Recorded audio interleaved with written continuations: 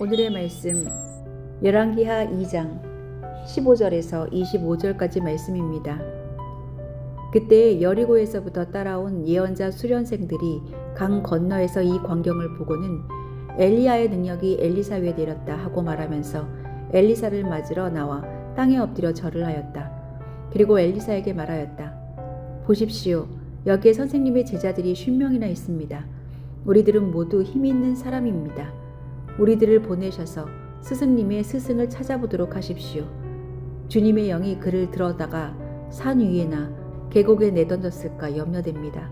그러나 엘리사는 보낼 필요가 없다고 말하였다. 그러다가 그들이 하도 성가시게 간청하자 엘리사는 사람을 보내어 엘리야를 찾아보라고 하였다.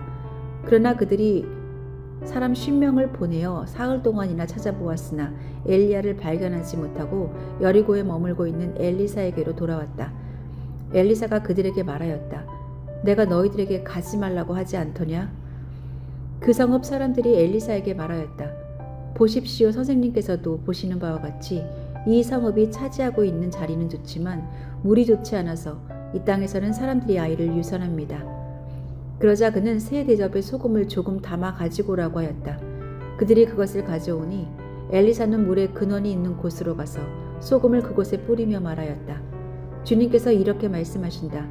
내가 이 물을 맑게 고쳐 놓았으니 다시는 이곳에서 사람들이 물 때문에 죽거나 유산하는 일이 없을 것이다. 그곳의 물은 엘리사가 말한 대로 그때부터 맑아져서 오늘에 이르렀다. 엘리사가 그곳을 떠나 베델로 올라갔다. 그가 베델로 올라가는 길에 어린 아이들이 성읍에서 나와 그를 보고 대머리야 꺼져라, 대머리야 꺼져라 하고 놀려댔다.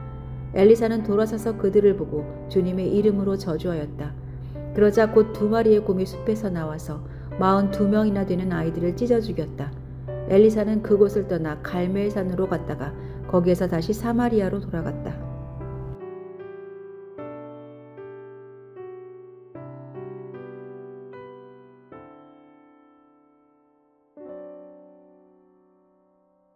새로운 문물은 긍정적인 부분도 있지만 부정적인 부분도 많이 있습니다.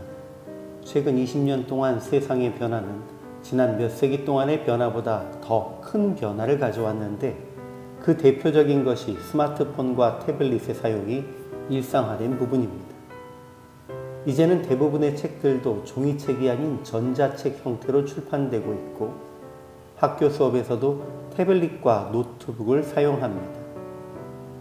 반면 그런 만큼 종이책을 읽어야 하고 액정 디스플레이를 통한 컨텐츠의 소비가 뇌에 얼마나 부정적인 영향을 주는지 말하는 이들도 있습니다.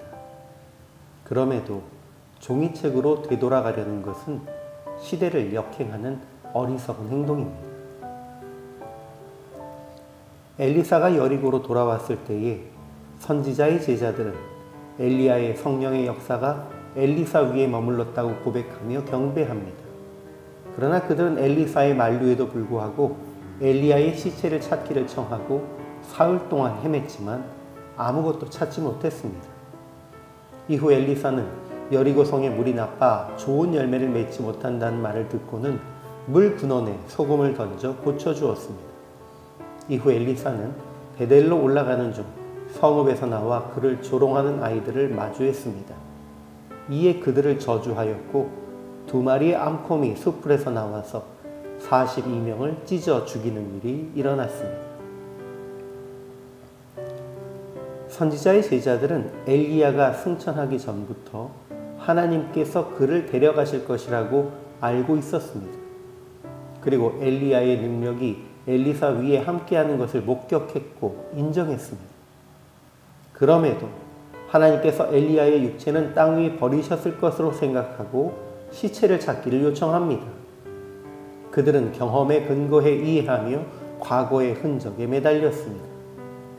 그러나 직접 하나님의 권능을 목격한 엘리사는 과거에 매달려 승천한 사람을 찾는 것이 아니라 물을 깨끗하게 하고 하나님의 사람을 모욕하는 일을 벌하는 등 하나님의 일을 이루어가는 데에 집중합니다.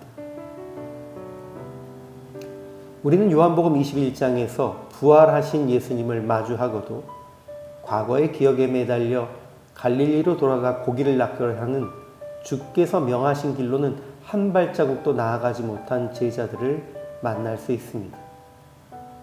그들도 부활하신 예수님을 목격하고 그분의 부활을 인정했지만 인간의 경험으로 이해하지 못하는 그 상황 가운데 용기 있는 진전이 아니라 익숙한 곳으로의 후퇴를 선택했습니다. 지금도 많은 이들이 이러한 길을 선택합니다. 하나님은 성령을 통해 자녀의 권세를 우리에게 허락하셨고 주의 권능을 행하며 앞으로 나아갈 것을 명령하십니다.